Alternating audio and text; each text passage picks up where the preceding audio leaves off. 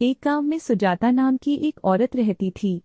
उसके पास बहुत पैसा है। उसे बहुत गुस्सा आया, लेकिन एक दिन वंजा अगले दरवाजे से आई और सुजाता, खाना पकाने के लिए एक बड़ी कटोरी की जरूरत होती है। आपके पास की बड़ी जीना आपसे एक बार इसे देने के लिए कहेगी। सुजाता मन ही मन कई बार इसके लिए कह चुकी थी और मैं नाराज हो गया था। वह रोज, जिसे उसने नहीं सोचा था कि यह सारा दिन धम है, उसकी देखभाल करती है और यह सुनिश्चित करती है कि वह कहीं गिर न जाए। 2 दिन बाद वंजा वह बड़ा कटोरा लेकर आई। साथ में एक छोटा कटोरा भी लाया गया था। सुजाता चाची ने देख लिया। उसने आश्चर्यचकित होकर पूछा कि यह छोटा बच्चा क्या है। वंजा ने कहा कि जब वह हमारे घर आई तो उन्होंने बच्चों को जन्म दिया। यह सुनकर सुजाता आंटी खुश हो गई और खुशी खुशी इसे ले लिया। जो दर्शक यह सब देख रहा है उसे यकीन नहीं हो रहा है और वह अपनी नाक लटका लेता है। कुछ दिन बाद वंजा आंटी आई और फिर बड़ा कटोरा मांगा।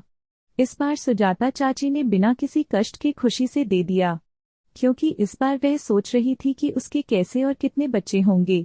वंजा का अर्थ है छीन लिया गया। कुछ दिनों के बाद वंजा चाची मूल स्टॉप पर नहीं लौटी। बहुत दिन बीत चुके हैं। सुजाता चाची से रहा नहीं गया और मैंने वंजा चाची को जो कटोरा दिया था वह अब तक नहीं लौटाया। क्या उसने पूछा और वंजा चाची बोरोना रोने लगी। सुजाता चाची ने चिंतित होकर पूछा कि तुम क्यों रो रही हो, अरे क्या हुआ। फिर उन्होंने अपनी आंखें पोंछी और कहा, वंजा जो तुमने मुझे जीना दिया था वह मर गया है। इतना सुनते ही सुजाता आंटी गुस्सा हो गईं। कैसी बात कर रहे हो। उसने पूछा कि क्या असली कटोरा कहीं मर जाएगा।